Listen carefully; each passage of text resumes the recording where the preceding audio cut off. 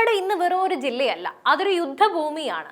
ഭാരതത്തിന്റെ ഭൂപടത്തിൽ കേരളം വികസനത്തിന്റെ കാര്യത്തിൽ എവിടെ നിൽക്കുന്നു എന്ന് തീരുമാനിക്കാൻ പോകുന്ന ഒരു നിർണായക പോരാട്ടം.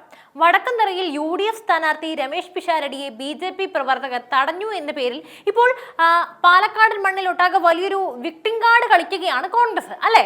എന്നാൽ ഈ നാടകത്തിന്റെ തിരക്കഥ എഴുതിയത് എവിടെയാണെന്ന് നിങ്ങൾക്കറിയാമോ? ഒറ്റപ്പാലത്തെയും ചിറ്റൂരിലെയും പാലക്കാട്ടെയും ഓരോ മുക്കിലും മൂലയിലും ഇന്നൊരു പേര് മാത്രമേ അലയടിക്കുന്നുള്ളൂ: ശോഭ സുരേന്ദ്രൻ.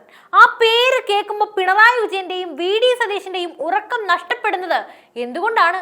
രമേശ് പിഷാരടിയെ പോലെയുള്ള ഒരു സിനിമാ നടനെ ഇറക്കി സഹതാപം പിടിച്ചുപറ്റാനായി കോൺഗ്രസ് ഇങ്ങനെ ശ്രമിച്ചുകൊണ്ടിരിക്കുമ്പോൾ മറുവശത്ത് LDF സ്ഥാനാർത്ഥി റസാഖ് മാന്യൻ ചമഞ്ഞ് BJPയുടെ വോട്ടുകൾ ഭിന്നിപ്പിക്കാനായി ഇറങ്ങി കണിശമായി പരിശ്രമിച്ചുകൊണ്ടേയിരിക്കുകയാണ്.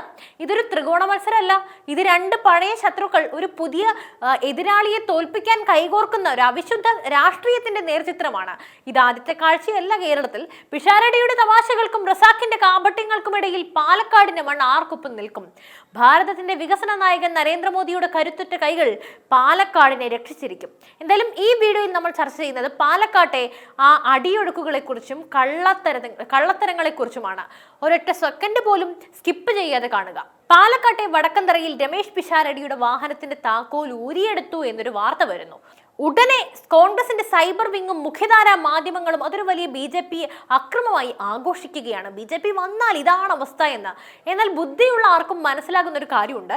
എന്തിനാണ് BJP പിഷാരടിയെ തടയുന്നത്? തിരഞ്ഞെടുപ്പ് ഗോതയിൽ BJPക്ക് യാതൊരു ഭീഷണിയും ഉയർത്താൻ കഴിയാത്ത ഒരു സ്ഥാനാർത്ഥിയെ തടയേണ്ട പോയിട്ട് മൈൻഡാക്കേണ്ട ആവശ്യം പോലും BJPക്കില്ല. സത്യത്തിൽ ഇത് കോൺഗ്രസ് തന്നെ പ്ലാൻ ചെയ്ത ഒരു സിനിമ ഷൂട്ടിംഗ് അല്ലെങ്കിൽ ഒരു തിരക്കഥയായിരുന്നു. പിഷാരടിക്ക് തിരഞ്ഞെടുപ്പ് പ്രചാരണത്തിൽ വേണ്ടത്ര ജനപിന്തുണയൊന്നും ലഭിക്കുന്നില്ല. അങ്ങനെ വന്നപ്പോൾ ഒരു അക്രമം നടന്നതായി വരുത്തി തീർത്ത് വോട്ടർമാർക്കിടയിൽ BJP വിരുദ്ധ വികാരം ഉണ്ടാക്കാൻ കോൺഗ്രസ് ആസൂത്രണം ചെയ്ത ഒരു നീക്കം. പിഷാരടി ഒരു കലാകാരനാണ്, അദ്ദേഹത്തിന്റെ തമാശകളൊക്കെ നമുക്ക് ഇഷ്ടമാണ്, ഇഷ്ടം പോലെ ചിരിക്കാറുണ്ട്. പക്ഷേ രാഷ്ട്രീയം ഒരു സ്റ്റേജ് ഷോ ഒന്നും അല്ലല്ലോ. പാലക്കാട്ടെ ജനങ്ങൾക്ക് വേണ്ടത് ഒരു നേതാവിനെയാണ്, അല്ലാതെ വോട്ട് ചോദിക്കാൻ വരുമ്പോൾ തമാശ പറഞ്ഞ് കളിച്ചു ചിരിക്കുന്ന ഒരു കോമാളിയല്ല. പ്രചാരണത്തിനിടെ താക്കോൽ ഊരിയെടുത്തു എന്ന് പറയുന്നത് ആരുടെ ബുദ്ധിയാണ്? ഇതൊക്കെ സിനിമയിൽ പോലും പഴയ നമ്പറുകളാണെന്നേ. കോൺഗ്രസ് എന്ന ആശയപരമായി തകർന്നു പോയിരിക്കുന്നു. അവർക്ക് പറയാൻ മാത്രം ഒരു വികസനവും ഇല്ല, അവർക്ക് പറയാൻ പാലക്കാടിന്റെ പ്രശ്നങ്ങളും ഇല്ല. ആകെ ഉള്ളത് മുൻ അവരുടെ MLA കഥകളാണ്. അതുകൊണ്ട് അവർ അക്രമ രാഷ്ട്രീയത്തിന് മറപറ്റി ഈ സഹതാപം ഇറക്കുന്നു.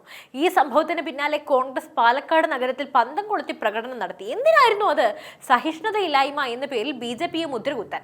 എന്നാൽ പാലക്കാട്ടെ ജനങ്ങൾ കണ്ടതാണ് കഴിഞ്ഞ തവണ നഗരസഭയിൽ BJPയെ തോൽപ്പിക്കാൻ കോൺഗ്രസും CPM-ഉം ഒരുമിച്ച് വോട്ട് ചെയ്തത്. ആ അവിശുദ്ധ സഖ്യത്തിന്റെ അടുത്ത പതിപ്പാണ് ഇപ്പോൾ നമ്മൾ കാണുന്നത്. പിഷാരടി ക്യാമ്പ് പ്രതീക്ഷിക്കുന്നത് ഈ സംഭവത്തിലൂടെ ഒരു സിമ്പതി വോട്ട് കിട്ടുമെന്നാണ്. അങ്ങനെയെങ്കിലും കിട്ടട്ടെ എന്ന് കരുതി. എന്നാൽ പാലക്കാട് ഭരിക്കുന്നത് വികാരമല്ല, വിവേകമാണ്. ഇനി നമുക്ക് LDF സ്ഥാനാർത്ഥി NMR റസാഖിലേക്ക് വരാം. രമേശ് പിഷാരടിയെ തടഞ്ഞപ്പോൾ അതിനെതിരെ ആദ്യം പ്രതികരിച്ചത് റസാഖാണ്. ഇത് പാലക്കാടിന്റെ സംസ്കാരത്തിന് ചേർന്നതല്ല എന്ന് അദ്ദേഹം ഗംഭീരമായി പ്രസംഗിച്ചു. കയ്യടി അർഹിക്കുന്നുണ്ട്. കേൾക്കുമ്പോൾ ആർക്കും തോന്നും റസാഖ് വലിയൊരു ജനാധിപത്യവാദിയാണെന്ന്. പക്ഷേ ഇതിന് പിന്നിലെ രാഷ്ട്രീയം പരിശോധിച്ചാൽ നിങ്ങൾക്ക് കാര്യം മനസ്സിലാകും. റസാഖിന്റെ ഈ നിലപാട് പിഷാരടിയോടുള്ള സ്നേഹം കൊണ്ടൊന്നും അല്ല. എന്ത് സ്നേഹം? BJPക്ക് കിട്ടാൻ സാധ്യതയുള്ള നിഷ്പക്ഷ വോട്ടുകൾ പിഷാരടിയിലേക്ക് പോകാതിരിക്കാനും താനൊരു സമാധാന വക്താവാണെന്ന് വരുത്തി തീർക്കാനുമാണ് അദ്ദേഹം ശ്രമിക്കുന്നത്. കേരളത്തിൽ CPM നടത്തുന്ന അക്രമ രാഷ്ട്രീയത്തെക്കുറിച്ച് റസാഖ് എന്താ മിണ്ടാത്തത്? കോന്നിയിൽ അദ്ദേഹത്തിന്റെ നേതാവിന്റെ തോന്നിവാസം എന്താണ് പ്രതികരിക്കാത്തത്? കണ്ണൂരിലും വടകരയിലും RSS പ്രവർത്തകരെ വെട്ടിവീഴ്ത്തിയപ്പോൾ ഇല്ലാത്ത പാലക്കാടൻ സംസ്കാരം ഇപ്പൊ എവിടെ നിന്ന് വന്നു? റസാഖ് ഇവിടെ കളിക്കുന്നത് വളരെ അപകടകരമായിട്ടുള്ള ഒരു കളിയാണ്. കോൺഗ്രസിനെ പരോക്ഷമായി പിന്തുണയ്ക്കുന്നതിലൂടെ BJPയുടെ വോട്ടുകൾ ഭിന്നിപ്പിക്കുക എന്നതാണ് CPM-ന്റെ ലക്ഷ്യം. റസാഖിന്റെ ഇമേജ് വർദ്ധിപ്പിക്കാൻ ശ്രമിക്കുന്നത് തന്നെ ഇതിന്റെ ഭാഗമാണ്. CPM-ഉം കോൺഗ്രസും തമ്മിൽ അന്തർധാരയുണ്ടെന്ന് BJP നേതാക്കൾ പറയുന്നത് വെറുതെയല്ല. അറിഞ്ഞൂടെ? കേരളം വിട്ട ഇവർ രണ്ടും മച്ചാ ബന്ധുവാണ്. വടക്കന്തറയിലെ സംഭവത്തെ റസാഖ് ഒരു രാഷ്ട്രീയ ആയുധമാക്കിയത് തന്നെ ഈ അവിശുദ്ധ സഖ്യത്തിന്റെ തെളിവാണ്. ഇടതുപക്ഷം എപ്പോഴും പറയാറുണ്ട് തങ്ങൾ വികസനത്തിന്റെ പക്ഷത്താണെന്ന്. എന്നാൽ പാലക്കാട് വികസനം കൊണ്ടുവന്നത് ആരാണ്? കഴിഞ്ഞ നഗരസഭാ ഭരണകാലത്ത് BJP ചെയ്ത കാര്യങ്ങൾ ഒരു വശത്തും LDF ഭരണത്തിന് കീഴിൽ സ്തംഭിച്ചു നിൽക്കുന്ന പദ്ധതികൾ മറുവശത്തും. റസാഖിന് ഇതിലൊന്നും മറുപടിയില്ല, മിണ്ടാട്ടമില്ല. അതുകൊണ്ടാണ് പിഷാരടിയെ ആശ്വസിപ്പിക്കാനായി അദ്ദേഹം സമയം കണ്ടെത്തുന്നത്. എതിരാളികൾ എത്ര തന്നെ ആസൂത്രണം ചെയ്താലും പാലക്കാട്ടെ അന്തരീക്ഷം മാറ്റാൻ അവർക്കൊന്നും ഒന്നും കൂട്ടിയാൽ കൂടൂല. കാരണം അവിടെ നിൽക്കുന്നത് ശോഭ സുരേന്ദ്രൻ എന്ന ഉരുക്കു വനിതയാണ്, ഝാൻസി റാണിയാണ്. കേരള രാഷ്ട്രീയത്തിലെ പോരാട്ടത്തിന്റെ മുഖമാണ്. ശോഭയെ നേരിടാൻ പിഷാരടിയുടെ തമാശകൾക്കോ റസാഖിന്റെ മാന്യൻ വേഷത്തിനോ സാധിക്കില്ല. ശോഭ സുരേന്ദ്രൻ വെറും ഒരു സ്ഥാനാർത്ഥിയല്ല, അവർ ഒരു ആവേശമാണ്.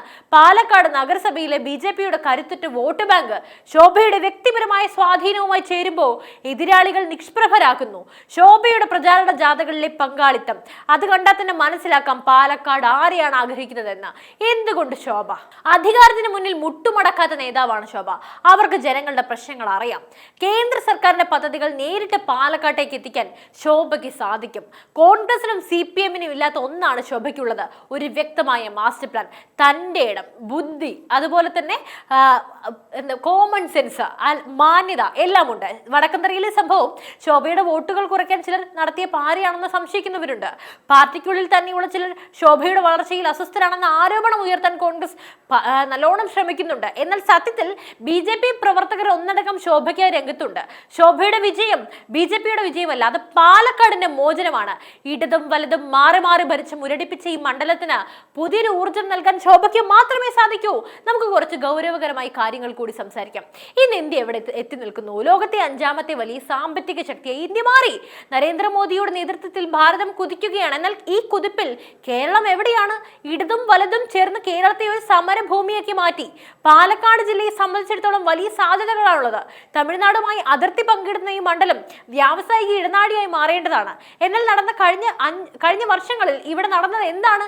പാലക്കാട് നഗരസഭ ഒഴിച്ചാൽ ബാക്കിയുള്ള മണ്ഡലങ്ങളിൽ വികസനം മുരടിച്ചു കിടക്കുന്നു. BJP ഭരിക്കുന്ന പാലക്കാട് മുനിസിപ്പാലിറ്റിയിൽ നടന്ന മാറ്റങ്ങൾ നോക്കൂ. റോഡുകൾ, കുടിവെള്ള പദ്ധതികൾ, തെരുവ് വിളക്കുകൾ എല്ലാം കൃത്യമായി നടക്കുന്നുണ്ട്. ഇത് നിയമസഭാ മണ്ഡലത്തിലേക്ക് വ്യാപിപ്പിക്കാൻ ശോഭ സുരേന്ദ്രൻ തന്നെ നിയമസഭയിൽ എത്തണം. രമേശ് പിഷാരടിയെ വിജയിപ്പിച്ചാൽ അദ്ദേഹം നിയമസഭയിൽ പോയി എന്ത് ചെയ്യും? കുറച്ച് മിമിക്രി കാണിക്കും, അല്ലെങ്കിൽ കുറച്ച് തമാശ പറയും. അല്ലാതെ അദ്ദേഹത്തിന് എന്താ ചെയ്യാൻ സാധിക്കുക?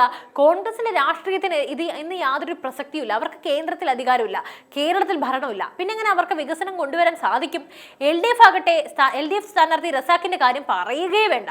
കേരളം ഇന്ന് കടക്കണിയിലാണ്. ശമ്പളം കൊടുക്കാൻ പോലും പണമില്ലാത്ത സർക്കാർ എന്ത് വികസനമാണ് പാലക്കാട് കൊണ്ടുവരിക?